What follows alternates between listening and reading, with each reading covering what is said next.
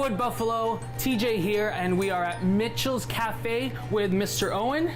We're making a sandwich today. What kind of sandwich are we making, Owen? Well, I'm gonna start us off with probably our most classic bestseller, the turkey cranberry. Turkey cranberry. Can you tell us what's in the turkey cranberry sandwich? Well, what's in the turkey is we always like to start out with our sunshine bread. Oof. Which to me, the most important part about making a sandwich is the bread. You know, whether you come down here and grab a loaf to make your sandwiches on, or you pick one up from the store fresh, it's always good to grab, you know, a fresh loaf of bread, made in store if possible, with a good best before date on it. Okay, so why is the bread yellow?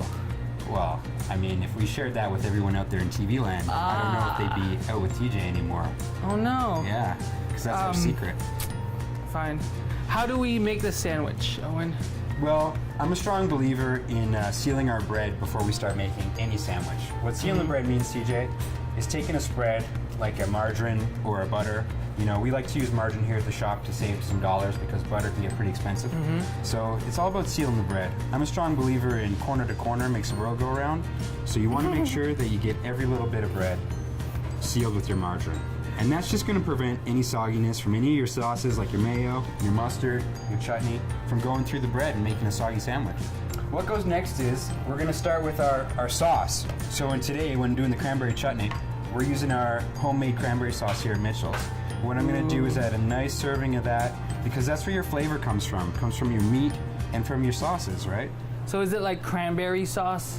Well, it's like a homemade, a chutney is like a flavored jam, you know? Okay. So it's like a spiced jam is what chutney kind of is.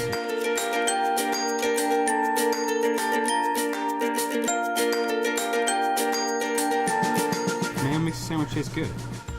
There we go. So you always want to use the freshest meats and freshest vegetables because that's going to make your sandwich really taste awesome. Okay. So we like to use the meat shop up in Thickwood. They smoke our ham, roast beef, and smoked meat and some of our specialty meats.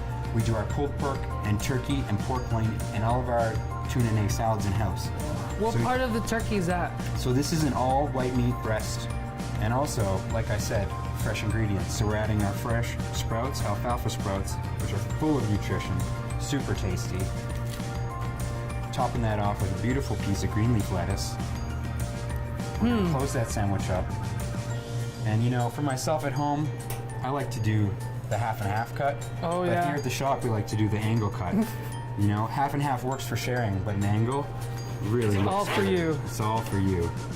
So you open that up, you see our layers. We see our bread is super thick, not pushed down by any of the weight I put on it. And there you are. That looks delicious, Owen. Thanks, TJ. Are we gonna eat it? Sure. Can I'll we take eat it? one half, you take one half. I like to open the middle first.